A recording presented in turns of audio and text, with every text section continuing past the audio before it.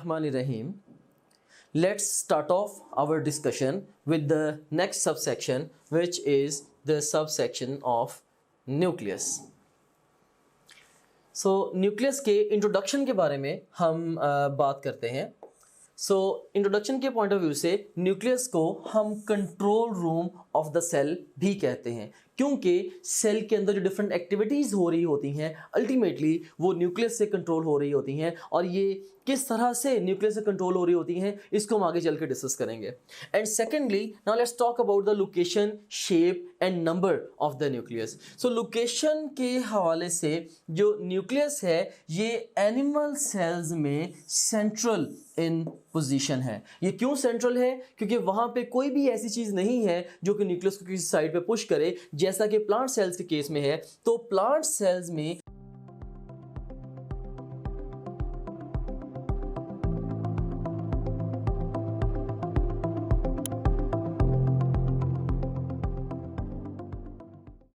ख़ास तौर पे मैच्योर प्लांट सेल्स के अंदर लार्ज साइज वैक्यूल होता है और लार्ज साइज वैक्यूल इसको पुश कर देता है टुवर्ड्स पेरिफेरी. इसको हम इस डायग्राम के जरिए भी अंडरस्टैंड करते हैं. यू कैन सीन हियर कि हमारे पास यहाँ पे ये एक प्लांट सेल है, ये इसकी सेल वॉल है और ये आपको एक लार्ज साइज वैक्यूल नज़र आ रहा है और इस वैक्यूल ने इस न्यूक्लियस को पेरिफेरी की तरफ पुश किया हुआ है. So because of the presence of this large vacuole the nucleus is peripheral in position in the plant cells. इसके मुकाबले में अगर हम एनिमल सेल्स को देखें तो एनिमल सेल में न्यूक्लियस सेंट्रल इन पोजीशन है because there is nothing like large vacuole there. वहाँ पे बल्कि मेनी स्मॉल वैक्यूल्स होते हैं जो कि न्यूक्लियस की पोजीशन पे बिल्कुल भी असरअंदाज नहीं होते.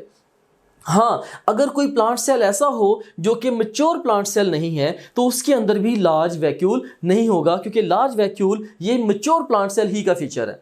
सो अगर उसमें लार्ज वैक्यूल नहीं होगा तो उसमें भी अगर मैनी स्मॉल वैक्यूल्स होंगे अगेन उसमें भी जो न्यूक्लियस की जो पोजीशन है ये सेंट्रल हो जाएगी. And now let's talk about the shape of the nucleus. Shape के हवाले से न्यूक्लियस इरेगुलर भी हो सकता है या इसकी स्फेरिकल शेप भी हो सकती है. और अब हम नंबर के ऊपर बात करते हैं तो नंबर के हवाले से हमारे पास डिफरेंट काइंड के सेल्स हैं. We can have the anuclear cells. हमारे पास ऐसे सेल्स भी हैं जिनके अंदर न्यूक्लियस है ही नहीं. फॉर एग्जांपल ह्यूमंस के जो रेड ब्लड सेल्स हैं उनके अंदर कोई न्यूक्लियस नहीं है. तो अगर उनके अंदर न्यूक्लियस नहीं है तो सवाल ये पैदा होता है कि फिर उनके अंदर जो डिफरेंट एक्टिविटीज़ हैं, डिफरेंट जो मेटाबॉलिक एक्टिविटीज़ हैं वो कैसे रेगुलेट हो रही हैं, राइट? क्योंकि अगर न्यूक्लियस नहीं है इसका यह मतलब भी है कि उसके अंदर फिर क्रोमोसोम नहीं है, राइट? क्रोमेटिन नहीं है, क्रोमोसोम नहीं है, डीएनए नहीं है. और अगर डीएनए नहीं है तो ट्रांसक्रिप्शन नहीं होगी, ट्रांसलेशन नहीं होगी, आरएनए नहीं बनेगा और उसके अकॉर्डिंगली प्रोटीन्स नहीं बनेगी. तो फिर इसके सारे के सारे फंक्शंस जो हैं वो कैसे कैरी आउट हो रहे हैं? तो मैं आपको बताता चलूं कि जब रेड ब्लड सेल अपने स्टेम सेल से डेवलप हो रहा होता है उसी वक्त ये अपनी लाइफ टाइम यूज के लिए डिफरेंट एंजाइम्स और प्रोटीन्स को साथ लेके आता है, right? So during the process of differentiation ultimately nucleus disappear तो हो जाएगा लेकिन डिफरेंट प्रोटीन्स जो हैं वो अल्टीमेटली इसके अंदर मौजूद रहेंगी और हर प्रोटीन की सेल में हाफ लाइफ होती है. सो जब उन प्रोटीन्स की लाइफ ओवर होगी, जब ग्रेजुअली वो अब कह लें कि डिस्ट्रॉय होना शुरू हो जाएंगी तो ultimately it would result into the end of the life of the red blood cells. So इसीलिए रेड ब्लड सेल्स की लाइफ भी शॉर्ट है, जस्ट 120 डेज है. उसके बाद फिर नए रेड ब्लड सेल्स आ जाते हैं इनको रिप्लेस करने के लिए. और उसके बाद फिर हमारे पास ऐसे सेल्स भी हैं जो कि मोनोन्यूक्लिएट हैं, जैसे कि हमारी बॉडी के ज़्यादातर सेल्स हैं. Most of the cells of our body they are mononucleate cells. For example जैसे स्मूथ मसल के सेल्स हैं, they are mononucleate. Then you can have the binucleate cells as well. For example जैसे dikaryotic hyphae हैं तो उनके अंदर एक cell के अंदर टू न्यूक्लियाई होते हैं. So they are sort of example of binucleate cells. And then we can have the multinucleate cells as well. For example हमारा जैसे ये स्केलेटल मसल्स के सेल्स हैं, स्केलेटल मसल्स के सेल्स मल्टी न्यूक्लिएट सेल्स हैं. एक ही cell के अंदर बहुत सारे न्यूक्लियाई होते हैं. सो नंबर के हवाले से हमारे पास कई तरह के सेल्स हो सकते हैं. ऐसे भी हो सकते हैं जिनमें कोई न्यूक्लियस नहीं है, एन्यूक्लिएट सेल्स. ऐसे भी हो सकते हैं जिसमें वन न्यूक्लियस है, मोनोन्यूक्लिएट सेल्स. फिर ऐसे सेल्स भी हैं जिनमें दो न्यूक्लियाई हैं, binucleate cells. And then we have got the cells which have got many nuclei, जिसमें मल्टी न्यूक्लिएट सेल्स आते हैं. अब हम न्यूक्लियस के स्ट्रक्चर के ऊपर बात करते हैं. तो स्ट्रक्चर के हवाले से nucleus is comprised of the nuclear envelope and the nucleoplasm.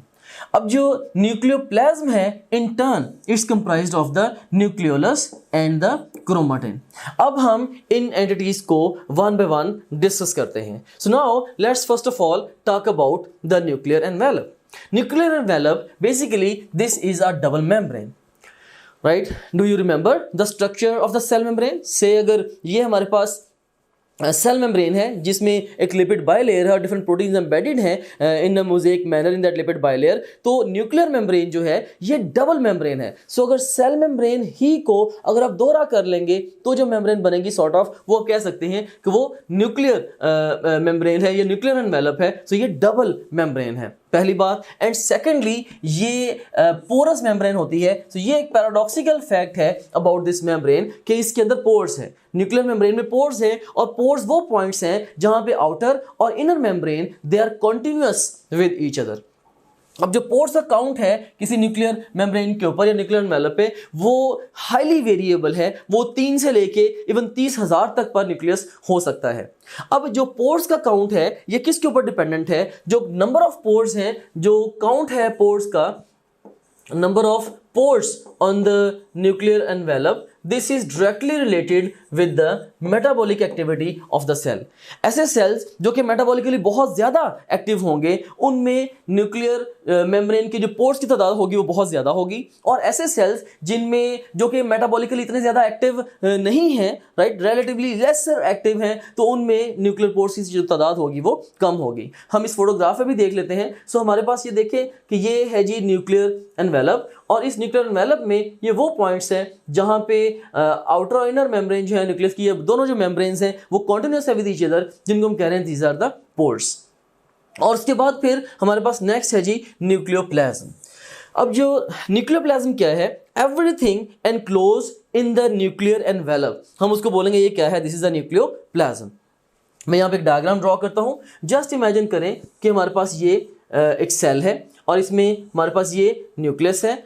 अब वो रीजन जो कि सेल मेम्ब्रेन और न्यूक्लियर मेम्ब्रेन के दरमियान में है इसको हम बोलते हैं दिस इज द साइटोप्लाज्म, और वो मटेरियल जो कि इनसाइड न्यूक्लियस है हम इसको बोलते हैं this is the nucleoplasm, right? And nucleoplasm plus cytoplasm they collectively constitute the protoplasm.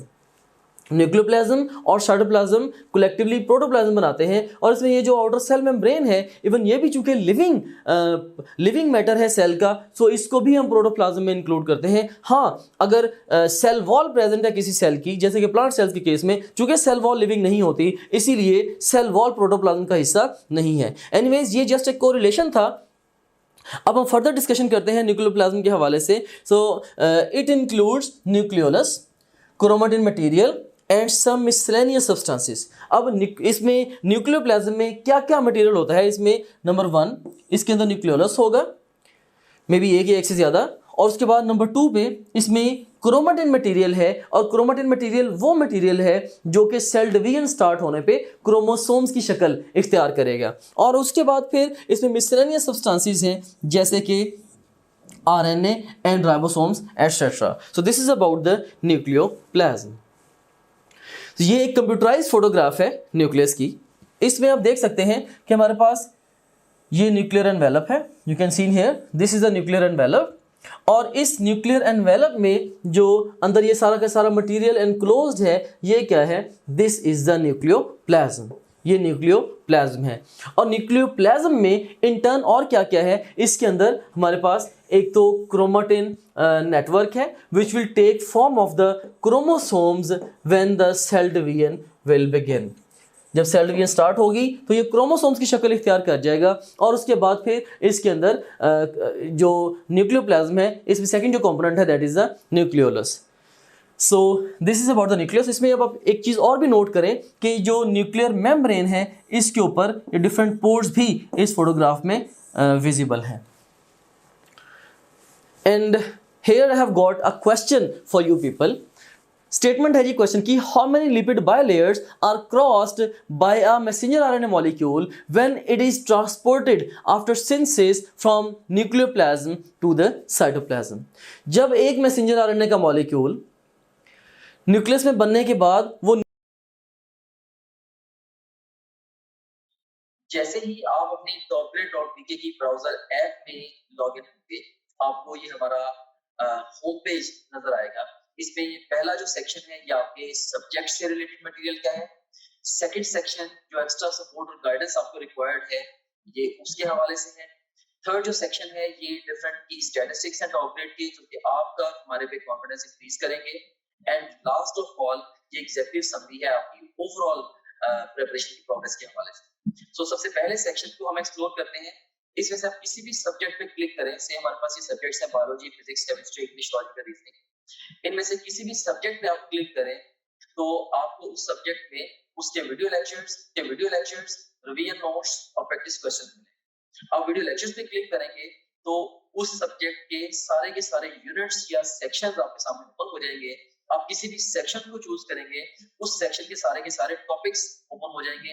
इनमें से जिस मर्जी टॉपिक को आप चूज करें, आप उसके वीडियो लेक्चर्स को यहाँ से वॉच वीडियो बटन क्लिक करके देख सकते हैं, right, like this over here. So ये वीडियो लेक्चर आपके सामने ये आ गया। अगेन टू न्यूरल पाथवे, इसमें भी एक हमारे पास, अगर आप जाते हैं फास्ट रिवीजन नोट्स पे, सो जिन स्लाइड्स को यूज करके हमने वीडियो लेक्चर्स रिकॉर्ड किए हैं, अब उन्हीं स्लाइड्स को आप यहाँ से रिवाइज कर सकते हैं। देख सकते हैं आपने फास्ट रिवीजन नोट्स पे क्लिक किया, इसमें सारे के सारे सेक्शन फिर ओपन हो गए। तो यहाँ पे एक बात मैं आपको बताना चाहता हूँ कि जो भी सेक्शन इंपॉर्टेंट है एग्जाम के पॉइंट ऑफ व्यू से, हमने उनके साथ इंपॉर्टेंट का टैग भी लगाया हुआ है, keeping in view the previous exam friends. Anyways, तो यहाँ पे आप किसी भी सेक्शन को चूज करें। सी सेल स्ट्रक्चर एंड फंक्शन को मैं चूज करता हूँ। इसके सारे टॉपिक्स ओपन हो गए। इनमें से किसी भी टॉपिक को आप पिक करेंगे तो आप उसकी वो स्लाइड्स देख सकते हैं जिनसे उस टॉपिक का वीडियो लेक्चर रिकॉर्ड हुआ है। तो काफी सारा टाइम जो है आपका वो सेव होगा। आपको लेक्चर नोट करने की जरूरत नहीं है, आपको बड़े बड़े नोट्स मिल रहे हैं for the fast revision, rather super fast revision of the lectures.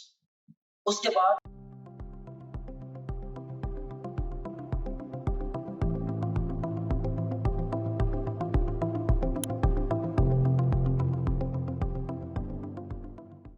Nucleoplasm से साइटोप्लाज्म तक आएगा तो वो कितनी वो ओवरऑल कह लें कि कितनी लिपिड बायलेयर्स को क्रॉस करेगा। यू सीन हियर, कितनी लिपिड बायलेयर्स को क्रॉस करेगा। तो best response to this question is A option is 2, B option is 4, C option is 8 and D option is 0। The best response to this question is 0, right. आप सोच रहे होंगे कि इसका आंसर 0 क्यों है, हालांकि न्यूक्लियर मेम्ब्रेन तो एक डबल मेम्ब्रेन है। तो my dear student, you can seen here कि बेसिकली अगर फर्ज करें कि ये न्यूक्लियर मेम्ब्रेन है, इसके अगर 2 लेयर्स हैं, आउटर और इनर मेम्ब्रेन, तो इसमें वो पॉइंट्स जहां पे आउटर इनर मेम्ब्रेन्स कॉन्टिन्यूअस हैं, हम उनको पोर्स बोलते हैं। सो अगर यहाँ पे पोर है तो अगर किसी चीज ने, फर्ज करें मैसेंजर आरएनए के मॉलिक्यूल ने इस पोर में से गुजर के बाहर जाना है टू द साइटोप्लाज्म, तो इसको लिपिड लेयर्स को क्रॉस करने की जरूरत नहीं है। सो इसीलिए इसका बेस्ट रिस्पॉन्स जो होगा दैट वुड बी 0। और फिर हम नेक्स्ट देखते हैं न्यूक्लियोलस को। अब न्यूक्लियोलस के हवाले से first of all it can be 1 और मोर इन नंबर। अब किसी भी सेल के न्यूक्लियस के अंदर जो न्यूक्लियोलाई की तादाद है वो 1 से लेके कई हजार तक इवन समटाइम्स हो सकती है। And nucleolus is basically the factory of ribosome synthesis की बजाय अगर आप यहाँ पे असेंबली का वर्ड यूज करें तो ये और भी ज्यादा अप्रोप्रिएट होगा, क्योंकि बेसिकली हमारे जो राइबोसोम्स होते हैं ये 2 मेजर कंपोनेंट से बने होते हैं। So if you talk about the ribosomes, तो राइबोसोम्स ये 2 चीजों से मिलकर बने होते हैं, एक राइबोसोमल आरएनए और दूसरे नंबर पे प्रोटीन्स।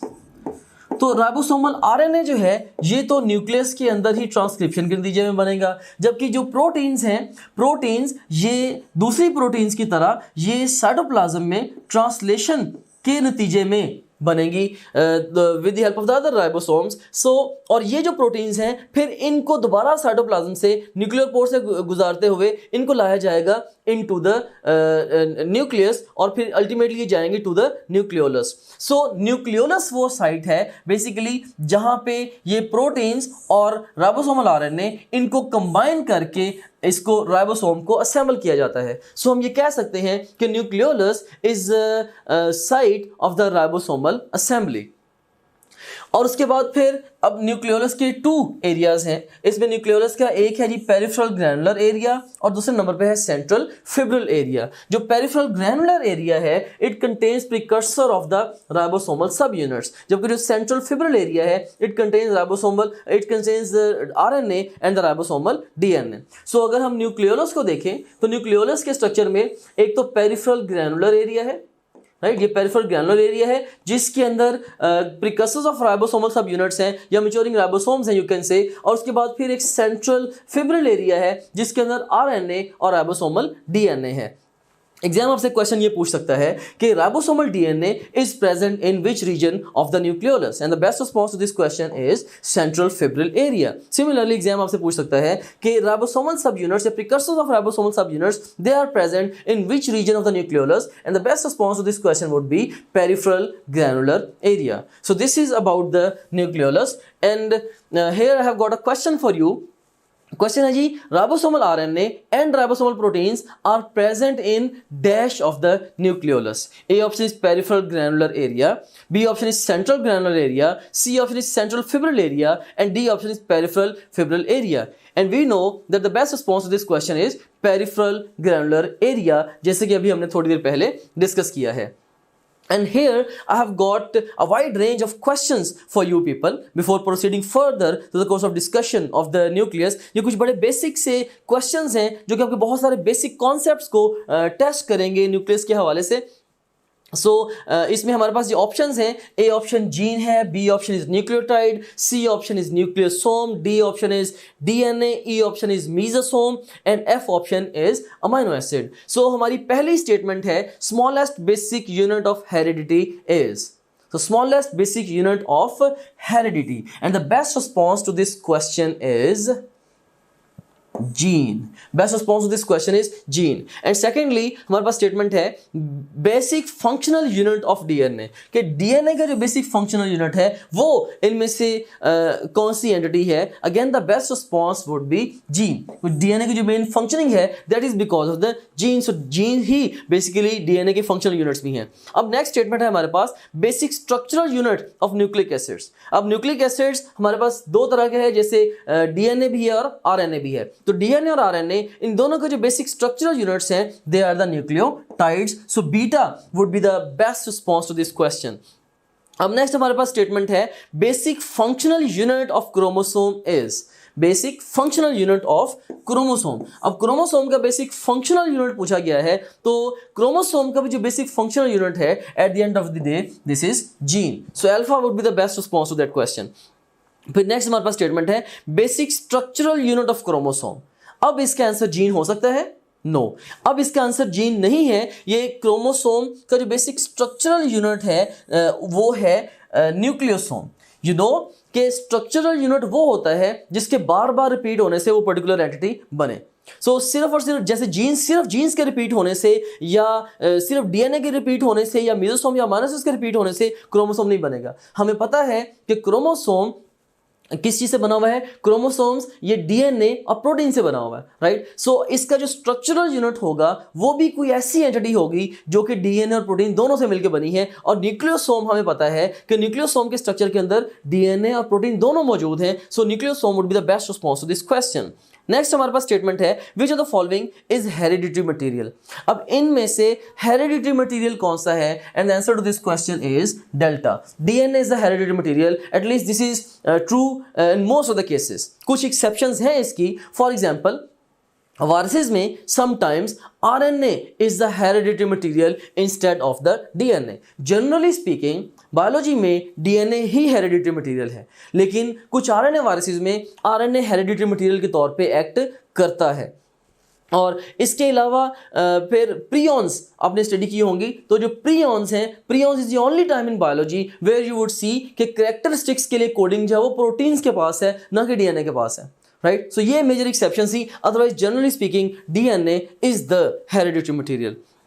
अब नेक्स्ट हमारे पास एक स्टेटमेंट है basic structural unit of proteins is. अब प्रोटीन्स किस यूनिट के रिपीट होने से बनी हुई है? Of course very simple question, answer to this question is amino acids. So amino acids के रिपीट होने से ही प्रोटीन्स बनती हैं। So amino acids are to proteins as BRICS are to a building. So next let's talk about the chromatin. अब chromatin क्या है? Chromatin basically is the material present inside the nucleus which takes form of chromosomes when the cell division begins. जब cell division शुरू होगी वो material nucleus के अंदर जो कि क्रोमोसोम्स की शक्ल इख्तियार करेगा, हम उसको बोलते हैं दिस इज क्रोमेटिन। अब जो क्रोमेटिन है इसको हम दो मेजर कैटेगरीज में डिवाइड करते हैं on the basis of whether it can be transcribed और नॉट। अब वो क्रोमेटिन जो कि ट्रांसक्राइबेबल क्रोमेटिन होता है हम इसको यू क्रोमेटिन भी कहते हैं। और यू क्रोमेटिन क्यों ट्रांसक्राइबेबल है? Because this is the extended form of the chromatin. इसके मुकाबले में अब वो क्रोमेटिन जो कि ट्रांसक्राइब नहीं किया जा सकता तो उसको हम बोलते हैं हेट्रोक्रोमेटिन। और इसको क्यों ट्रांसक्राइब नहीं किया जा सकता? Because this is very condensed form of the chromatin. अब जस्ट इमेजिन करें कि मेरे दोनों ये जो हैंड्स हैं ये रिप्रेजेंट कर रहे हैं क्रोमेटिन को। सो इसमें ओवरऑल हेट्रोक्रोमेटिन भी है और यू क्रोमेटिन भी है। सो जस्ट देखिए कि मैं आपको हेट्रोक्रोमेटिन और यू क्रोमेटिन को यहाँ पे डिफरेंशिएट करा के दिखाता हूँ। So you just imagine that this is the euchromatin, right. Euchromatin ये extended form of the chromatin है और इसके एक्सटेंडेड होने की वजह से जो आरएनए पॉलीमरेज है it can come in close proximity with the genes और उनको ट्रांसक्राइब या फिर आरएनए पॉलीमरेज कर सकता है। इसके मुकाबले में जो हेटेरोक्रोमेटिन है ये कंडेंस या tightly packed form of the chromatin है। सो जो आरएनए पॉलीमरेज है it would never be able to go to the close proximity of genes, that's why it would never be able to transcribe those genes, right. So इसीलिए ये non transcribable form of the chromatin है, right. So हमारे पास ये दो major types आ गई chromatin की। So you chromatin is true chromatin and why it is true chromatin? Because it is truly transcribed. And heterochromatin in a sense ये false chromatin है। सो ये हेट्रोक्रोमेटिन है, ये ट्रांसक्राइब नहीं किया जा सकता। So is the non transcribable chromatin. अब यहाँ पे मैं आपसे एक क्वेश्चन पूछना चाहता हूं कि इंसुलिन जीन हमारी बॉडी में किन सेल्स में प्रेजेंट है? And the best response to this question is in almost all the cells, right. Insulin gene हमारी बॉडी के तकरीबन सभी सेल्स में प्रेजेंट है। फिर आपका ये क्वेश्चन हो सकता है कि अगर इंसुलिन जीन सब सेल्स में प्रेजेंट है तो फिर हर सेल इंसुलिन बनाने की सलाहियत क्यों नहीं रखता? Let me explain this fact to you people. अब जस्ट इमेजिन करें कि मेल की तरफ से स्पर्म आया और फीमेल की तरफ से एग आया और इन दोनों के मिलने से जाइगोट बना जो कि जस्ट वन सेल है। और उसके बाद फिर जाइगोट की रिपीटेड डिवीजन से अल्टीमेटली डेवलपमेंट के नतीजे में अडल्ट लाइक इंडिविजुअल बनता है। अब ये जो अडल्ट लाइक इंडिविजुअल है इसमें ग्रॉसली 60 ट्रिलियन सेल्स हैं और हर सेल उन 60 ट्रिलियन सेल्स में से हर एक सेल जो है वो अल्टीमेटली इसी एक सेल जाइगोट से ही आया हुआ है। सो इसका मतलब ये हुआ कि उन सारे के सारे सेल्स का जो बेसिक जेनेटिक मेकअप है सेम है, यानी कि उन सब के अंदर जो जीन्स हैं वो भी सेम है।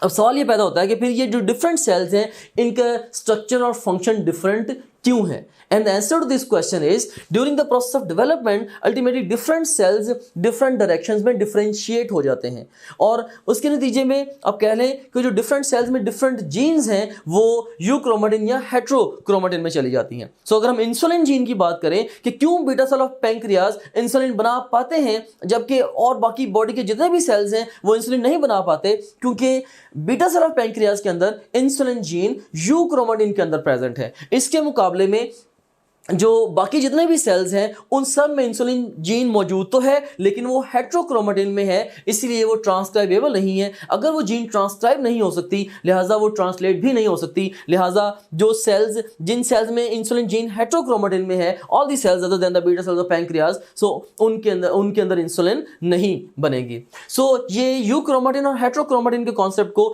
मैं आपको थोड़े से सिंपलर वे में भी एक्सप्लेन कर देता हूं। So let me tell you a little story. Just imagine करें you have got a cat, and then you have got a hen and then you have got the chicks, right? आपके पास ये cat है, hen है और chicks है। So if the cat is around, right? If the cat is around, लेकिन मुर्गी जो है ये मुर्गी की प्रेजेंस में क्या होगा, मुर्गी चूज़ों को इकट्ठा करके रखेगी। सो हैन ये जब बिल्ली मौजूद होगी तो हैन क्या करेगी, ये चिक्स को इकट्ठा करके रखेगी। सो इसलिए हैन की प्रेजेंस में जो कैट है, cat is not able to attack the chicks, right. So अब यहां पे हमारी स्टोरी के अंदर कैट क्या है, cat is basically the RNA polymerase, RNA polymerase, right. और उसके बाद फिर हैन हमारी स्टोरी में क्या है, hen is basically a specific H protein, histone protein है ये। और उसके बाद फिर चिक्स हमारी स्टोरी में क्या है, chicks are basically genes, right. So just imagine करें कि अगर हैन एब्सेंट होगी, अगर हैन एब्सेंट होगी, if you will not be having the hen on the board, तो जो कैट है ये चिक्स को अटैक कर सकती है। अब cat in the absence of hen chicks को अटैक कर सकती है। सो इसी तरह से अब क्रोमेटिन में भी एक एच प्रोटीन होती है, अगर वो एच प्रोटीन प्रेजेंट होगी तो जीन्स जो है वो टाइटली पैक्ड होंगी और RNA polymerase it would never be able to transcribe the genes. लेकिन अगर वो एच प्रोटीन एब्सेंट होगी तो आरएनए पॉलीमरेज वो लूजली पैक्ड जीन्स को जाके ट्रांसक्राइब कर सकेगा, जिसकी वजह से वो फिर एक्सप्रेस हो सकेंगे, राइट। सो जो ये जो एच प्रोटीन है, this H protein is absent in the euchromatin, it's absent in the euchromatin while this is present in the heterochromatin. और इस स्पेसिफिक एच प्रोटीन की प्रेजेंस ही की वजह से जो हेट्रोक्रोमेटिन है ये कंडेंस्ड होता है। So bottom line point of my discussion is euchromatin is true chromatin, and why it is true chromatin, because it is truly transcribed। and then heterochromatin, this is not true chromatin, क्योंकि वो सारी jeans जो कि heterochromatin के अंदर होंगी वो transcribe नहीं हो सकती। क्यों? क्योंकि हेट्रोक्रोमेटिन टाइटली पैक्ड क्रोमेटिन है। So here we have got a computerized photograph जो कि यूक्रोमेटिन और हेट्रोक्रोमेटिन के कॉन्सेप्ट को फर्दर रीइंफोर्स कर रहा है। इसमें आप देख सकते हैं कि हेट्रोक्रोमेटिन के केस में जो डिफरेंट न्यूक्लियोसोम्स हैं ये वेरी टाइटली पैक्ड हैं। अब इसके सिनेरियो में आरएनए पॉलीमरेज के लिए बड़ा डिफिकल्ट है कि वो डिफरेंट जीन्स की प्रॉक्सिमिटी में जाए और उनको जाके ट्रांसक्राइब करें। इसके मुकाबले में जो यूक्रोमेटिन है इसमें आप देख सकते हैं कि न्यूक्लियोसोम्स जो हैं ये लूजली पैक्ड हैं। सो आरएनए पॉलीमरेज इस लूजली पैक्ड क्रोमेटिन के में जीन्स की प्रॉक्सिमिटी में जाके जीन्स को ट्रांसक्राइब कर सकता है। So euchromatin is extended form of chromatin and heterochromatin is the tightly packed form of the chromatin. And now let's talk about the chromosomes. First of all, let's talk about the introduction of the chromosomes. अब जो chromosomes हैं ये बने होते हैं DNA से और histone protein से। और इसमें अब देखें कि ये जो डीएनए है, DNA is the hereditary material, जबकि जो हिस्टोन प्रोटीन्स हैं they constitute the part of the nucleosome. तो इसलिए हम कहते हैं कि जो न्यूक्लियोसोम्स हैं, nucleosome they constitute, they are actually the structural unit of the chromosomes. अगर हम एक न्यूक्लियोसोम को देखें तो न्यूक्लियोसोम के स्ट्रक्चर के अंदर न्यूक्लियोसोम के स्ट्रक्चर में बेसिकली ये एक हिस्टोन ऑक्टामियर होती है और उसके बाद उसके ऊपर भी 2 टर्न्स होते हैं इसके डीएनए के। There are 2 turns of DNA on that histone octamer, और फिर इसी एक यूनिट के बार बार रिपीट होने से ये क्रोमोसोम बना होता है। बिल्कुल ऐसे जैसे क्रोमोसोम के अंदर डीएनए और हिस्टोन प्रोटीन्स हैं, तो जो क्रोमोसोम का स्ट्रक्चरल यूनिट है जो कि न्यूक्लियोसोम है, हर न्यूक्लियोसोम के स्ट्रक्चर के अंदर भी डीएनए और हिस्टोन प्रोटीन्स हैं। सो इसलिए हम कहते हैं कि nucleosomes are the basic structural units of the chromosomes. अब नेक्स्ट कुछ क्वेश्चंस हैं आप लोगों के लिए। इसमें से हमारे पास ए ऑप्शन है 1, B option is 2, C option है 4, D option is 23, E option है 46 एंड एफ ऑप्शन है countless. And the first statement है जी, there are how many molecules of DNA in a chromosome. एक क्रोमोसोम में डीएनए के कितने मॉलिक्यूल होते हैं? So what do you think? एक क्रोमोसोम में डीएनए के कितने मॉलिक्यूल होते हैं? And the best response to this question is only 1। एक क्रोमोसोम में डीएनए का जस्ट एक मॉलिक्यूल होता है। अभी आगे चल के इसको हम डिस्कस भी करते हैं कि ऐसा क्यों है और कैसे है। And then we have got another question, there are how many molecules of DNA in a human sperm. तो अगर एक क्रोमोसोम में जस्ट एक डीएनए का मॉलिक्यूल है, इसका मतलब ये हुआ कि एक टिपिकल सोमैटिक सेल के अंदर कितने क्रोमोसोम्स होते हैं 46, तो डीएनए के मॉलिक्यूल्स कितने हुए, वो भी 46। तो जो जो स्पर्म है, ऑफ कोर्स स्पर्म ये हैप्लॉइड सेल है, तो स्पर्म के अंदर जो डीएनए के मॉलिक्यूल्स होंगे वो कितने होंगे, of course they would be 23 then. So best response is delta. अब नेक्स्ट स्टेटमेंट है, there are how many molecules of DNA in a human somatic cell. So human somatic cell में उतना हमारा जो मोस्ट इम्पोर्टेंट फीचर है या teaching tool है, that is our question bank. So अगर हम प्रैक्टिस क्वेश्चंस पे जाते हैं तो इसमें हम देखें कि आप डिफरेंट डिफरेंट तरीके से टेस्ट दे सकते हैं। सो आप जैसे मर्जी माइंड में डिफाइन कर लें कि आपने किसी एक टॉपिक का टेस्ट देना है, या एक चैप्टर का, एक यूनिट का, क्वार्टर सिलेबस का, हाफ सिलेबस का, फुल सिलेबस का, जो मर्जी सिलेबस आप डिफाइन कर लें, उस डिफाइंड सिलेबस में से 20 तरीकों से आप टेस्ट दे सकते हैं। कैसे? जैसे जो भी सिलेबस आपके माइंड में डिफाइंड है, आप चाहें तो उस सिलेबस के हमारे पास जो अवेलेबल ऑल क्वेश्चन उनका टेस्ट दे सकते हैं, या जो आपने टॉपलेट.टीके पे आप प्रैक्टिस करते रहे हैं, तो आप चाहते हैं कि आपने दोबारा may be second third time आप टेस्ट दे रहे हैं, आप चाहते हैं कि मेरे पास सिर्फ और सिर्फ उस सिलेबस के अनसीन क्वेश्चन का टेस्ट आए, आप वो भी दे सकते हैं। इसके अलावा इनकरेक्ट क्वेश्चन के टेस्ट देते हुए जो सवाल आपके गलत हुए थे, आप उन गलत सवालों का टेस्ट अलग से क्रिएट कर सकते हैं। से अगर आपने फिजिक्स के 20 टेस्ट दिए हैं, उनमें से आपका कोई मे बी आपके कोई 30 क्वेश्चन रॉन्ग हुए थे, उन 30 रॉन्ग क्वेश्चन का इकट्ठा टेस्ट भी आप क्रिएट कर सकते हैं। और इसी तरीके से जो जिन क्वेश्चन को आपने टेस्ट के दौरान बुकमार्क किया है, उनका टेस्ट कॉल कर सकते हैं। जो टेस्ट आपने अटेम्प्ट किए थे क्वेश्चन, उनका टेस्ट कॉल कर सकते हैं, अनअटेम्प्टेड का। और इवन यानी कि टेस्ट देते हुए आपने जिनको अटेम्प्ट किया था और टेस्ट देते हुए जिनको आपने अटेम्प्ट नहीं किया था, ये अनसीन से डिफरेंट है। अनसीन का तो मतलब ये है कि वो टेस्ट में कभी आए नहीं आप। इसके अलावा आप देख सकते हैं कि इवन पास्ट क्वेश्चन का बहुत बड़ा पूल यहाँ पे मौजूद है। अगर हम गौर करें, देखेंगे ई कैट के, नम्स के, NMDCAT, AKU, MDCAT, Punjab के और ईटा केपीके के, ये इवन जो पीएमसी के जो सैंपल पेपर्स हैं, उनके टॉपिक वाइज पास्ट क्वेश्चन देखिए यहाँ पे मौजूद है ओवरऑल। अब किसी भी टैब पे क्लिक करें, सारे के सारे एक्चुअल पास्ट क्वेश्चन है वो आ जाएंगे। ऑफ कोर्स ये सारे के सारा बड़ा इंपॉर्टेंट टूल है, क्योंकि पूरे पाकिस्तान से बड़े मेन एग्जामिनर्स ने, बड़े सीनियर एग्जामिनर्स ने ये डेवलप किया होगा। एनीवेज, इसमें से किसी भी आप टॉपिक को चूज करें। से मैं यहाँ पे सारे टैग्स को चूज कर लेता हूँ, तो हमारे पास ये सारे के सारे टॉपिक्स आ गए। इनमें से किसी एक टॉपिक को मैं चूज करूँ, या एक सेक्शन को, या मैं मल्टीपल सेक्शन को चूज करूँ, तो मैं उसका टेस्ट दे सकता हूँ। से मैंने 2 सेक्शन चूज किए, इसमें से सेम है कार्बोहाइड्रेट्स और प्रोटीन्स, इनका टेस्ट देना चाहता हूँ, या ओवरऑल मैं सारे सेक्शन का टेस्ट देना चाहता हूँ, वो मैं दे सकता हूँ। या मैं डिफाइन करूंगा, मे बी जी मैंने 50 एमसीक्यूज का टेस्ट देना है, तो ये 50 एमसीक्यूज का टेस्ट आपके सामने ये क्रिएट हो गया। सो ये आपके सामने आ गई है जी टेस्ट की स्क्रीन, जिसमें आप देख सकते हैं कि ये ईटा केमिकल का पास्ट क्वेश्चन है, ये स्टेटमेंट है, ये ऑप्शंस हैं।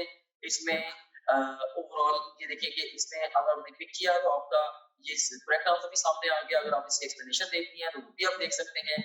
इसके अलावा ये क्वेश्चन वेरीफाइड है बाय आवर टीम, इसको अगर आप चाहें बुकमार्क कर सकते हैं। इस क्वेश्चन से रिलेटेड डिफरेंट स्टैट्स यहाँ पे आ रहे हैं वगैरह वगैरह। यहाँ से आप नेक्स्ट क्वेश्चन पे जा सकते हैं, जरूरत पड़े तो आप यहाँ से प्रीवियस क्वेश्चन पे जा सकते हैं, और फिर अल्टीमेटली जब आप चाहें आप टेस्ट को फिनिश करके इवन रिजल्ट को भी व्यू कर सकते हैं। ऑलराइट, सो इस तरह से ये टेस्ट आपने इसको रिजल्ट को व्यू कर लिया। एनीवेज, इसके बाद अब हम चलते हैं दोबारा अपने होम पेज की तरफ। सो आप किसी भी जितने भी आपका सब्जेक्ट्स हैं, बायोलॉजी, फिजिक्स, केमिस्ट्री, इंग्लिश और लॉजिकल रीजनिंग, इन सब सब्जेक्ट्स के आप वीडियो लेक्चर्स, वीडियो नोट्स और अनलिमिटेड एमसीक्यू प्रैक्टिस यहाँ से कर सकते हैं। जितने भी आप प्रीवियस टेस्ट जो भी टेस्ट आपने दिए होंगे, अगर आप प्रीवियस टेस्ट पे क्लिक करेंगे, वो सारे टेस्ट आपके यहाँ पे आ रहे होंगे।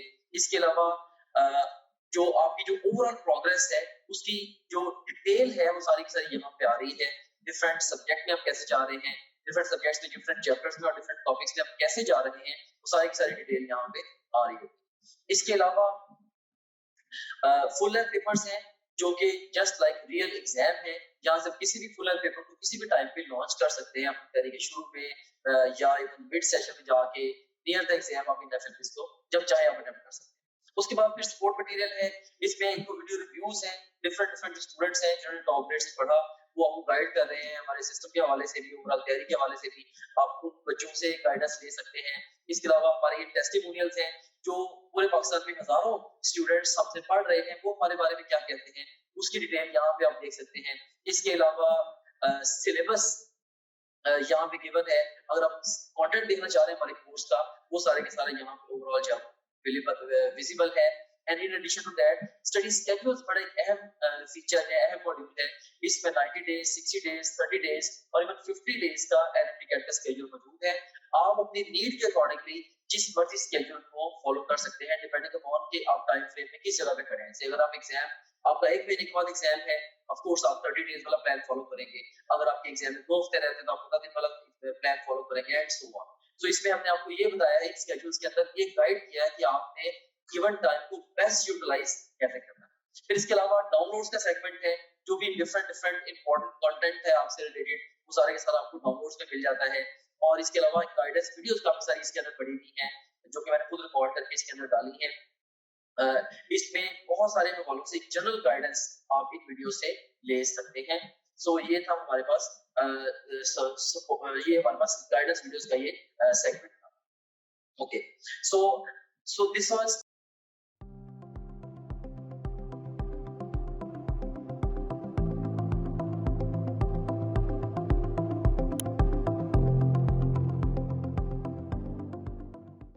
ही डीएनए के मॉलिक्यूल्स होंगे जितने कि उसके अंदर क्रोमोसोम्स होंगे, which is 46. So E is the best response to this question.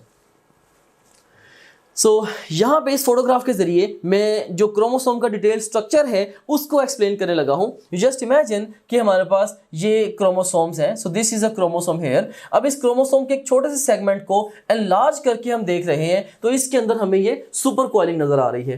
फिर इस सुपर कॉइल में से एक छोटा सा सेगमेंट हम फर्दर अगर एनलार्ज करके देखते हैं तो उसके अंदर फर्दर हमें कॉइलिंग नजर आ रही है। इवन सुपर कॉइल के अंदर हमें कॉइलिंग नजर आ रही है। फिर हम अगर किसी कॉइल को लेके उसको एनलार्ज करके देखते हैं, फर्दर उसको एनलार्ज करके देखते हैं, तो अल्टीमेटली वी विल फाइंड कि ये जो कॉइल है वन ये किससे बना हुआ है। ये बहुत सारे न्यूक्लियोसोम्स के बार बार रिपीट होने से ये वाला जो कॉइल है ये बना हुआ है। सो इसमें आप देख सकते हैं किस तरह से बहुत सारे ये जो न्यूक्लियोसोम्स हैं ये ओवरऑल बार बार रिपीट हो रहे हैं, जिससे ultimately you are getting the chromosome.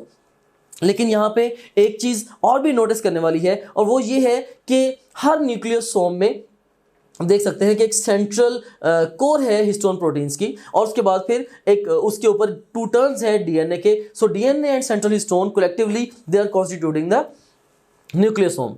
लेकिन इसमें एक और बहुत ही अहम पॉइंट है इस फोटोग्राफ में नोट करने वाला, और वो ये है कि भले न्यूक्लियोसोम्स बहुत सारे हैं, काउंटलेस नंबर ऑफ न्यूक्लियोसोम्स हैं जिनके रिपीट होने से क्रोमोसोम बनता है, लेकिन एक क्रोमोसोम के अंदर जो डीएनए मॉलिक्यूल है वो जस्ट एक है। बेसिकली ये एक ही डीएनए मॉलिक्यूल है जो कि सारे न्यूक्लियोसोम्स के साथ एसोसिएटेड होगा। So there is only one molecule associated with one chromosome.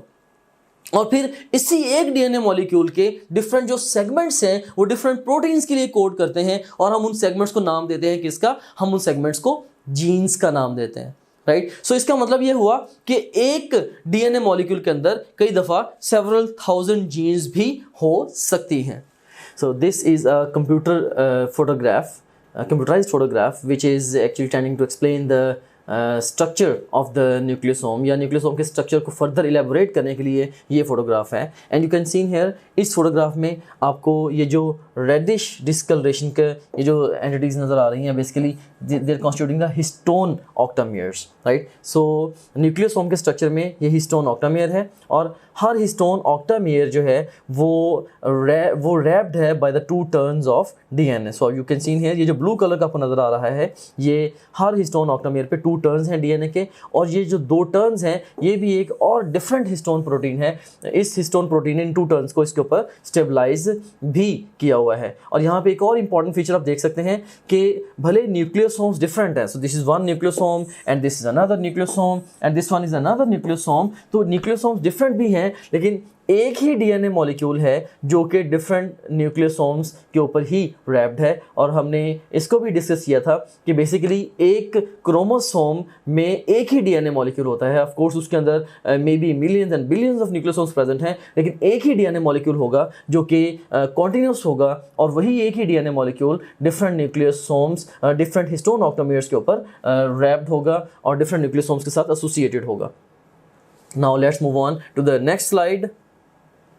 सो इससे पहले कि हम अपनी डिस्कशन को फर्दर प्रोसीड करें, ये कुछ क्वेश्चंस मैं आपसे पूछना चाहूँगा। And here we have got few options, जैसे कि ए ऑप्शन है telocentric, B option is acrocentric, C option is submetacentric and D option is metacentric. हमारे पास पहली स्टेटमेंट है one long and one short arm is feature of which chromosome. अब एक arm short है और एक आर्म लॉन्ग है, this is the feature of the acrocentric chromosomes, best response is beta. अब नेक्स्ट हमारे पास स्टेटमेंट है which chromosomes have arms of almost equal length. Almost equal या इक्वल अगर होगा तो इसका बेस्ट रिस्पॉन्स क्या होगा, it has to be the metacentric. और उसके बाद फिर नेक्स्ट स्टेटमेंट है हमारे पास chromosomes having centromere at one end. अब ऐसे कौन से क्रोमोसोम्स हैं जिनमें सेंट्रोमियर एक एंड पे होती है, so best response would B telocentric chromosomes. और फिर लास्ट पे है क्रोमोसोम्स हैविंग अनइक्वल आर्म्स। अब जो अनइक्वल आर्म्स होंगे वो होंगे सब मेटा सेंट्रिक क्रोमोसोम्स के। सो अभी वर्ल्ड के हवाले से हम एक फ्लो शीट भी कंस्ट्रक्ट करते हैं, उसके ज़रिए हम ये जो क्रोमोसोम्स के डिफरेंट शेप्स हैं इनको भी क्लियर करते हैं। So you can see here types of chromosomes हैं on the basis of morphology. अब मॉर्फोलॉजी की बेस पे जो क्रोमोसोम्स हैं इनको हमने 4 मेजर टाइप्स में डिवाइड किया है। We have got the first type the telocentric, फिर एक्रोसेंट्रिक है, फिर सब मेटा और फिर मेटासेंट्रिक है। अब मैं आपको हर एक क्रोमोसोम की टाइप के लिए एक बेसिक कीवर्ड दूंगा और ये वो वर्डिंग है जो कि एग्जाम में अपीयर होती है। लाइक अगर वो आपको कहते हैं कि सेंट्रोमियर एट वन एंड है, it has to be the telocentric chromosome. जैसे अब इस केस में देख सकते हैं कि सेंट्रोमियर एक ही एंड के ऊपर है, टेलोसेंट्रिक। अब इसके अंदर यहाँ पे नेक्स्ट है कि एक्रोसेंट्रिक के अंदर one short and one long arm है, राइट। सो इसके अंदर आप देख सकते हैं कि एक आर्म लॉन्ग है और एक आर्म यहाँ पे हमारे पास शॉर्ट है। So one short and one long arm ये है फॉर द एक्रोसेंट्रिक। अच्छा, यहाँ पे याद रखिएगा कि ये आर्म है, क्रोमाटिड नहीं है। इसका हरगिज मतलब ये नहीं है कि एक्रोसेंट्रिक अगर क्रोमोसोम होगा तो इसके अंदर 2 क्रोमाटिड्स हैं। No, this is only one chromatid. एक अनडुप्लीकेटेड क्रोमोसोम में हमेशा एक ही क्रोमाटिड होता है। हाँ, उसके आर्म्स जो हैं वो 2 हो सकते हैं, जैसे आप देख सकते हैं इसके अंदर एक शॉर्ट आर्म है और एक लॉन्ग आर्म है। और थर्ड नंबर पे हमारे पास है जी सब मेटासेंट्रिक क्रोमोसोम्स। अब इनके अंदर जो आर्म्स होते हैं वो उनकी अनइक्वल लेंथ होती है। जैसे कि आप देख सकते हैं कि ये शॉर्ट लेंथ वाला और ये एक बहुत लेंथी ये हमारे पास आर्म है। सो अनइक्वल इसके अंदर आर्म्स हैं। सो यू कैन सी है ये भी अगेन सब मेटासेंट्रिक क्रोमोसोम है। और उसके बाद फिर अगर आर्म्स इक्वल है और या ऑलमोस्ट इक्वल हैं, दोनों कीवर्ड में से कोई भी अगर एग्जाम में अपीयर हो, इक्वल और ऑलमोस्ट इक्वल लेंथ के अगर क्रोमोसोम्स होंगे जिनके अंदर arms equal or almost equal length के होंगे, हम इसको बोलेंगे दिस इज द मेटासेंट्रिक। इसको याद रखने का एक और सिंपल तरीकाकार भी है, आप इसको टासम से याद रख सकते हैं, TASM, टासम, राइट। सो तरतीब से in the telocentric centromere one and पे है, एक्रोसेंट्रिक में एक शॉर्ट और एक लॉन्ग आर्म है, सब मेटा में आर्म्स ऑफ अनइक्वल लेंथ है, मेटा में equal or almost equal length के आर्म्स हैं। अब नेक्स्ट हमारे पास ये कुछ स्टेटमेंट्स हैं, राइट। ये आपके कुछ बेसिक कॉन्सेप्ट्स जो हैं जेनेटिक्स के, उनको टेस्ट करने के लिए स्टेटमेंट्स हैं। और मैं आपसे ये एक्सपेक्ट करता हूँ कि आप मुझे हर स्टेटमेंट के बारे में ये बताएंगे कि वेदर ये राइट है या रॉन्ग है। So stay interactive with me. आप स्क्रीन की उस तरफ बैठे हुए आप हर एक स्टेटमेंट के लिए अपनी तरफ से आंसर करने की कोशिश करें कि ये राइट है या रॉन्ग है। और अल्टीमेटली जब बहुत सारी कन्फ्यूजन्स क्रिएट होंगी आपके माइंड में as a result of these statements through the course of rest of my lecture, I will try to fix those confusions. So इसमें फर्स्ट ऑफ ऑल हमारे पास स्टेटमेंट है sister chromatids essentially have got same genes at same loci. Sister chromatids essentially have got same genes at same loci. What do you think? ये right है या wrong statement है? Right? So this statement is right. ये बिल्कुल सही statement है। ऐसा क्यों है आगे चल के हम डिस्कस करते हैं। नेक्स्ट स्टेटमेंट है हमारे पास non sister chromatids essentially have got same genes at same loci. पहले बात हो रही थी सिस्टर क्रोमेटिड्स की कि इनके अंदर सेम लोकाई पे सेम जीन्स हैं, सिस्टर क्रोमेटिड्स। अब बात किसकी हो रही है? नॉन सिस्टर क्रोमेटिड्स की कि इनके अंदर भी सेम जीन्स हैं एट सेम लोकाई। सो ये स्टेटमेंट राइट है या रॉन्ग है? अगर आप सोच रहे हैं कि ये स्टेटमेंट रॉन्ग है तो आप रॉन्ग हैं, क्योंकि ये स्टेटमेंट भी राइट है। इसको भी हम आगे चल के डिस्कस करते हैं। फिर नेक्स्ट स्टेटमेंट है हमारे पास sister chromatids essentially have got same alleles at same loci. अब sister chromatids में same loci पे same alleles हैं, तो ये स्टेटमेंट भी राइट स्टेटमेंट है। और उसके बाद नेक्स्ट स्टेटमेंट है हमारे पास, non sister chromatids essentially have got same alleles at same loci. अब यहाँ पे नॉन सिस्टर क्रोमेटिड्स ओके और essentially have got same alleles, भाई सेम अलील्स हो तो सकती हैं, लेकिन इसेंशियली का जो वर्ड इसके अंदर आ गया है वो इसको स्टेटमेंट को गलत कर रहा है, क्योंकि अलील्स सेम हो भी सकती हैं और नहीं भी हो सकती। इसको भी आगे चल के हम डिस्कस करते हैं। तो ये जो स्टेटमेंट है this is a wrong statement. और उसके बाद फिर नेक्स्ट हमारे पास एक और स्टेटमेंट है, non sister chromatids may have got same alleles at same loci. जो नॉन सिस्टर क्रोमेटिड्स हैं इनके अंदर सेम लोकाई पे सेम अलील्स हो सकती है। यहाँ पे कीवर्ड क्या यूज किया गया है, मे हैव, राइट। या इससे अगली जो स्टेटमेंट है, non sister chromatids may have got different alleles at same loci. हाँ, अगर मे का वर्ड यूज होता है, अलील्स सेम हो भी सकती हैं और नहीं भी हो सकती। I am talking about the non sister chromatids. So non sister chromatids में सेम लोकाई पे alleles may be same may be different. लेकिन अगर मैं कहूंगा कि इसेंशियली सेम है या इसेंशियली डिफरेंट है, दोनों बातें गलत हो जाएंगी। हाँ, may be same may be different, ये दोनों बातें फिर ठीक हो जाएंगी। सो इनको हम आगे चल के फर्दर डिटेल से भी डिस्कस करते हैं। सो ये अब हमारे पास इसका कॉन्सेप्ट आ गया है डुप्लीकेटेड और अनडुप्लीकेटेड क्रोमोसोम्स का। तो इसमें आप देखिए कि पहला पॉइंट मैंने लिखा हुआ है कि full set of sister chromatids is synthesized during the S phase of interphase, कि इंटरफेज की एस फेज में फुल सेट सिस्टर क्रोमेटिड्स का बन जाता है। इसको अब आगे चल के एक फोटोग्राफ की मदद से भी हम क्लियर करेंगे। बहरहाल फिलहाल आप ये देखें कि जो क्रोमोसोम्स हैं बेसिकली ये दो तरह के हो सकते हैं।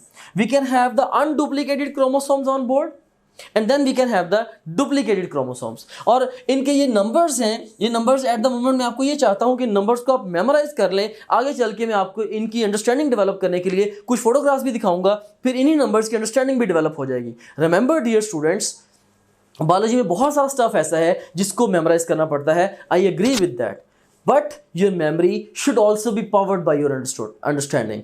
Ununderstood memorized learning decays with time. Develop a habit of understanding the stuff. This is critically important for you people. अगर आपने चीज़ों को समझ के याद किया हुआ है then वो लाइफ लॉन्ग आपके माइंड में रिटेन रहती हैं। तो बहरहाल इसमें आप देखिए अनडुप्लीकेटेड क्रोमोसोम्स के अंदर एक सेंट्रोमियर है और एक ही क्रोमेटिड होगा। हाँ, उसके दो आर्म्स होते हैं जनरली। लेकिन अगर कोई क्रोमोसोम डुप्लीकेटेड, अनडुप्लीकेटेड क्रोमोसोम से मुराद क्या है, जैसे ये एक अनडुप्लीकेटेड क्रोमोसोम है और उसके बाद फिर अगर हमारे पास डुप्लीकेटेड क्रोमोसोम है, से this is a duplicated chromosome. तो डुप्लीकेटेड क्रोमोसोम में एक सेंट्रोमियर है, दो उसके अंदर क्रोमेटिड्स हैं और फिर उसके अंदर 4 आर्म्स। आप देख सकते हैं कि एक सेंट्रोमियर है, 2 क्रोमेटिड्स हैं, राइट, और फिर इसके टोटल 1 2 3 एंड 4 आर्म्स हैं। यहाँ पे एक सेंट्रोमियर है और फिर एक ही क्रोमेटिड है और इसके एक और 2 ये आर्म्स हैं। सो ये नंबर्स मैं चाहता हूँ कि आप याद रखें। Exam can test these numbers in different ways. अब यहाँ पे अब देखें कि हमारे पास ये एक क्रोमोसोम है लेफ्ट साइड पे, ये एक अनडुप्लीकेटेड क्रोमोसोम है।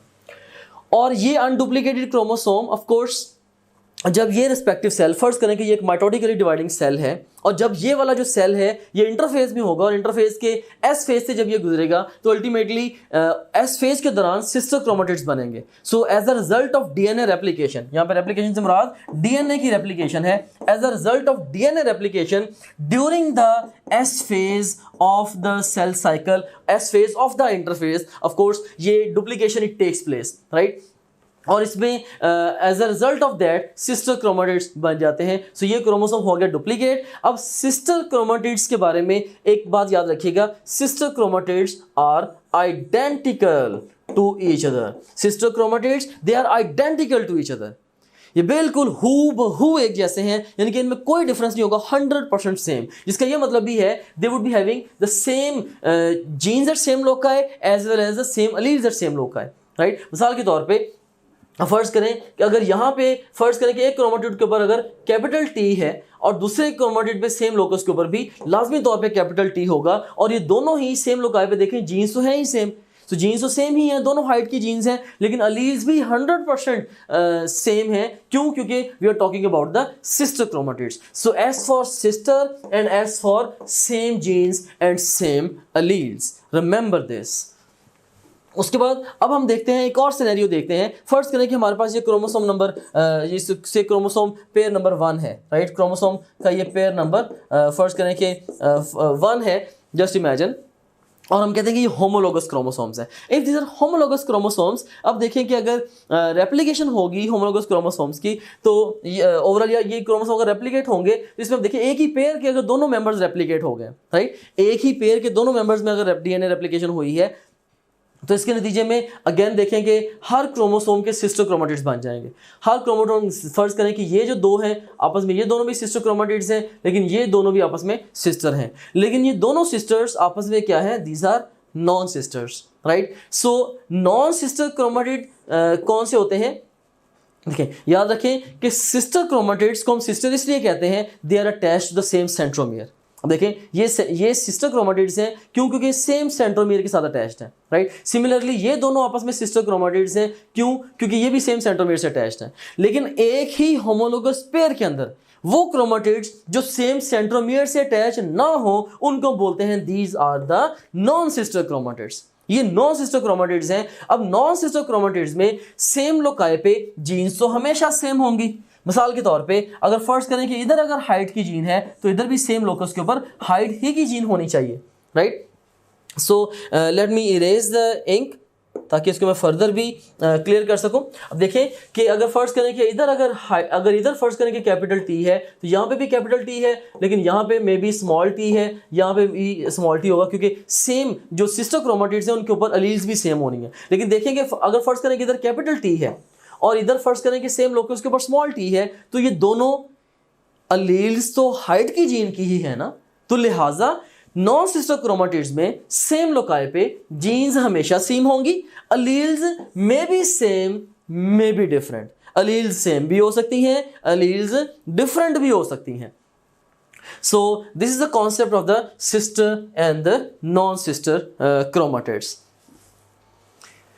अब इसमें यहाँ पे देखें कि वंस अगेन थोड़ा सा ओवरऑल अपने माइंड को न्यूट्रलाइज करके थोड़ा कुछ इंपॉर्टेंट फैक्ट्स को रिकॉल करें, कि याद करें कि जब एक बेबी डेवलप होता है तो किस तरह से होता है। सो इसमें मेल की तरफ से स्पर्म आता है और फीमेल की तरफ से एग आएगा, दोनों के मिलने से जाइगोट बनेगा, जाइगोट के अंदर डिवीजन्स होंगी, अल्टीमेटली इसी की डिवीजन से अडल्ट लाइक इंडिविजुअल बन जाएगा, और हर सेल जो कि अडल्ट के अंदर है at the end of the day वो इसी एक जाइगोट से ही आया हुआ है। इसका मतलब है सारे सेल्स का बेसिक जेनेटिक मेकअप है वो सेम है।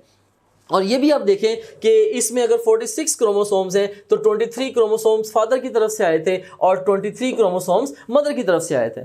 सो जिसका मतलब ये हुआ कि हर एक होमोलोगस पेयर ऑफ क्रोमोसोम्स के अंदर एक मेंबर पैटर्नल होगा जो कि फादर की तरफ से आया होगा, और एक मेंबर मैटरनल होगा जो कि मदर की तरफ से आया होगा। फॉर एग्जाम्पल अब देखें कि ये फर्ज करें कि ये है से पैटर्नल क्रोमोसोम है, और ये वाला जो है फर्ज करें कि ये मैटरनल क्रोमोसोम है।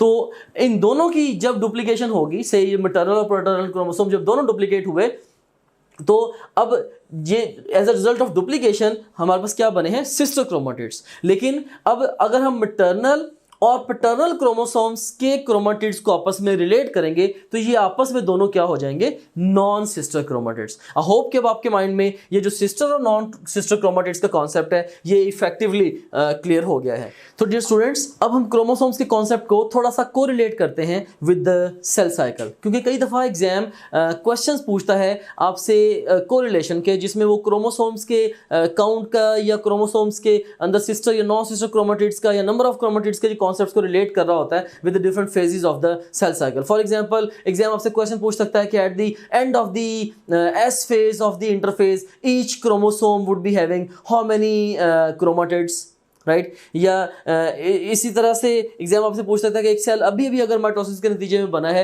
उसमें क्रोमोसोम्स किस शक्ल में होंगे, डुप्लीकेटेड या अनडुप्लीकेटेड, या chromosomes when the cell enters into the S phase उस वक्त क्रोमोसोम किस शक्ल में है, या ओवरऑल जब सेल एस फेज से G2 फेज में जाएगा उस वक्त क्रोमोसोम्स डुप्लीकेटेड है या अनडुप्लीकेटेड एंड सो ऑन। इस तरह से कई वेज में क्वेश्चंस पूछे जा सकते हैं। तो इस तरह के क्वेश्चंस को आंसर करने के लिए मैं आपको ये क्रॉस लिंक दे रहा हूँ। ऑफ कोर्स सेल साइकिल को इन डिटेल हम डिस्कस करेंगे जब हम ओवरऑल डिवीजन्स को स्टडी करेंगे, माइटोसिस मियोसिस वगैरह को, उस वक्त सेल साइकिल को भी हम डिटेल से देखेंगे। लेकिन अभी हम कोरिलेट करते हैं। जस्ट इमेजिन करें कि ओवरऑल ये सेल साइकिल को एक कंप्यूटराइज फोटोग्राफ के जरिए आपके सामने एक्सप्लेन किया गया है। इसमें हमारे पास यहाँ पे सेल है जो कि जस्ट अभी अभी माइटोसिस के नतीजे में बने हैं। इसमें आप देख सकते हैं कि इसमें हम देख सकते हैं कि ये जो सेल में ये जो न्यूक्लियस है और न्यूक्लियस के अंदर जो क्रोमोसोम्स हैं ये अनडुप्लीकेटेड फॉर्म में है, राइट। सो ये जस्ट एक पेयर दिखाया गया है आपको। सो सेल जब G1 फेज में होगा, राइट, इसमें क्रोमोसोम अनडुप्लीकेटेड फॉर्म में है, और G1 फेज से जब सेल S फेज में जाएगा तो ड्यूरिंग दी S फेज चूंकि डीएनए रेप्लिकेशन हो रही है, सो जो डीएनए की रेप्लिकेशन है वो S फेज में होती है। सो S फेज ही बेसिकली वो फेज है जिसके दौरान सिस्टर क्रोमेटिड्स बनेंगे। सो अगर आपसे पूछा जाए कि duplication of chromosomes take place during which phase, your best response would be S phase. अगर आपसे ये पूछा जाए कि sister chromatids are formed during which phase, again your best response would be S phase, right. So आप देखें कि यहाँ पे क्रोमोसोम अनडुप्लीकेटेड शक्ल में है और यहाँ पे फिर क्रोमोसोम जो है हमारे पास ये डुप्लीकेटेड फॉर्म में आ गए हैं। अगर आपसे मैं ये पूछूं कि after S phase each chromosome is comprised of how many chromatids, तो यू कैन सीन हियर एक क्रोमोसोम 2 क्रोमेटिड से बना है। अगर आपसे पूछा जाए कि after S phase each homologous pair of chromosomes would be comprised of how many chromatids, आप देख सकते हैं 1, 2, 3 और 4, पूरे पेयर के अंदर भी टोटल 4 क्रोमेटिड्स होंगे and so on, right. So बहरहाल आप देखिए कि एस फेज के नतीजे में डुप्लीकेशन हुई और उसके बाद सेल जो है ये G2 फेज में जाएगा। G2 फेज के बाद फिर दोबारा ये जाएगा इनटू द माइटोसिस। सो ये सारी की सारी हमारे पास माइटोसिस है और ये जो है overall collectively this is the interphase. So इसमें देखिए माइटोसिस में प्रोफेज है and then you have got the metaphase and then anaphase and then the prophase, metaphase, anaphase and then the telophase, right. So बहरहाल इसमें ये different इसके phases हैं। इसमें आप देखें कि प्रोफेज के दौरान भी जो क्रोमोसोम्स होंगे वो डुप्लीकेटेड होंगे। बेसिकली जब सेल प्रोफेज में एंटर होगा या जो क्रोमोसोम्स है थिन थ्रेड्स अपीयर होंगे वो डुप्लीकेटेड शक्ल में ही होने हैं। इवन मेटाफेज में भी डुप्लीकेटेड क्रोमोसोम्स ही होंगे। हाँ, एनाफेज में I am talking about the mitosis, right. So mitotic anaphase के दौरान क्या होता है, सेंट्रोमियर डिवाइड होती है और क्रोमोसोम्स जो है वो फिर अनडुप्लीकेटेड शक्ल में आ जाते हैं, लाइक दिस ओवर हियर। पहले वो डुप्लीकेटेड फॉर्म में थे, अब वो आ गए हैं अनडुप्लीकेटेड फॉर्म में। सो एनाफेज के बाद इवन टेलोफेज में भी वो अनडुप्लीकेटेड ही है और उसके बाद फिर जो माइटोसिस के बाद जब सेल्स G1 फेज में एंटर होंगे अगेन दे आर डुप्लीकेटेड। सो हम इसको ग्रॉसली ये कह सकते हैं कि एनाफेज से लेके एस फेज तक या एस फेज से पहले तक आप फॉर श्योर कह सकते हैं कि क्रोमोसोम्स किस शक्ल में है, क्रोमोसोम्स हैं अनडुप्लीकेटेड फॉर्म में, अनडुप्लीकेटेड, राइट। और उसके बाद फिर duplication actually takes place during the S phase. So S phase में डुप्लीकेशन होगी और उसके बाद एस फेज से लेके फिर एनाफेज तक जो क्रोमोसोम्स हैं वो डुप्लीकेटेड फॉर्म में है। एनाफेज में दोबारा सेंट्रोमियर की डिवीजन से अनडुप्लीकेशन होनी है। ओके अब ये हमारे पास एक और कंप्यूटराइज्ड फोटोग्राफ है। इसमें आप देख सकते हैं कि क्रोमोसोम के ये जैसे हमारे पास ये एक डुप्लीकेटेड क्रोमोसोम है, इसमें यू कैन सीन हियर हमारे पास ये सेंट्रोमियर है, ये ओवरऑल सेंट्रोमियर है और सेंट्रोमियर के साथ एसोसिएटेड एक प्रोटीन है कैनेटोकोर, और बेसिकली कैनेटोकोर प्रोटीन ही वो साइड है जहाँ पे आके अल्टीमेटली स्पिंडल फाइबर्स ने अटैच होना होता है ड्यूरिंग द सेल डिवीजन। इसको हम डिस्कस करेंगे जब हम सेल डिवीजन को डिस्कस करेंगे। और इसमें ये भी देखें कि ये वो क्रोमेटिड्स जो कि सेम सेंट्रोमियर के साथ अटैच्ड हैं, they are the sister chromatids, जैसे कि हमने ऑलरेडी स्टडी किया है। अब इसके बाद हम कुछ और मजीद क्वेश्चंस की तरफ जाते हैं just to test your more concepts. इसमें हमारे पास ये ऑप्शंस हैं, ए ऑप्शन है 1, B option is 2, C option is 3, D option is 4 and E option is 8। इसमें हमारे पास पहली स्टेटमेंट है number of arms present in an unduplicated metacentric chromosome. अब स्टेटमेंट क्या है, अनडुप्लीकेटेड और मेटासेंट्रिक, पूछा क्या गया है, आर्म्स। तो अब मेटासेंट्रिक जो क्रोमोसोम्स होते हैं उसमें हमने स्टडी किया था arms of equal or almost equal length होंगे, राइट। और इसमें हमसे पूछा गया कि number of arms present in an unduplicated metacentric chromosome. तो ये अनडुप्लीकेटेड मेटासेंट्रिक क्रोमोसोम है, तो इसके अंदर जो आर्म्स होंगे वो कितने होंगे, this is 1 arm and this is the second arm, ठीक है। So best response is beta 2। अब नेक्स्ट क्वेश्चन है हमारे पास, number of chromatids present in a duplicated chromosome. Number of chromatids अब पूछे गए हैं, ठीक है। अब डुप्लीकेटेड क्रोमोसोम क्या है, this is a duplicated chromosome, ठीक है। अब यहां पे आपसे पूछे गए थे आर्म्स, अब यहां पे क्या पूछा गया है, क्रोमेटिड्स। तो ये एक डुप्लीकेटेड क्रोमोसोम है, इसके अंदर एक डुप्लीकेटेड क्रोमोसोम देखें, ये एक क्रोमेटिड है, then you got the other chromatid. So एक डुप्लीकेटेड क्रोमोसोम के अंदर 2 क्रोमेटिड्स होंगे, again your best response would be beta. फिर नेक्स्ट स्टेटमेंट है हमारे पास, number of chromatids in a homologous pair of telocentric chromosomes. अब यहां पे भी नंबर ऑफ क्रोमेटिड्स आपसे पूछे गए, ठीक है, homologous pair of telocentric chromosomes. अब जो अगर होमोलोगस पेयर होगा टेलोसेंट्रिक क्रोमोसोम्स का, से हमारे पास ये अब होमोलोगस पेयर है टेलोसेंट्रिक क्रोमोसोम्स का, यहाँ पे चूंकि डुप्लीकेटेड का वर्ड यूज नहीं किया गया, सो आप इसको ऑटोमेटिकली अनडुप्लीकेटेड ही अस्यूम करेंगे। सो इसके अंदर जो पेयर के अंदर जो क्रोमाटिड्स होंगे, अगेन चूंकि पेयर के अंदर दो ही क्रोमोसोम है, एक क्रोमोसोम में एक ही क्रोमाटिड है, लिहाजा इसके अंदर जो पेयर के अंदर क्रोमाटिड्स की तादाद होगी दैट वुड बी 2। नेक्स्ट हमारे पास क्वेश्चन है number of arms in a homologous pair of telocentric chromosomes. अब हमारे पास अगर टेलोसेंट्रिक क्रोमोसोम्स है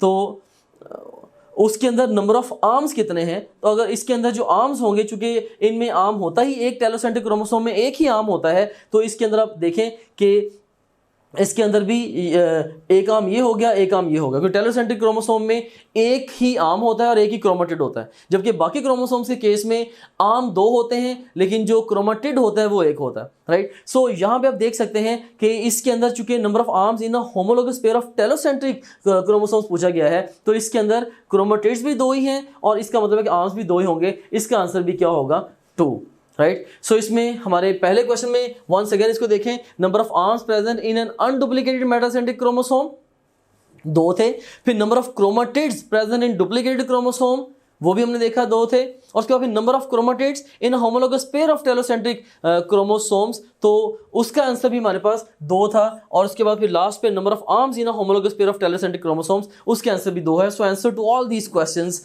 इज 2 बीटा।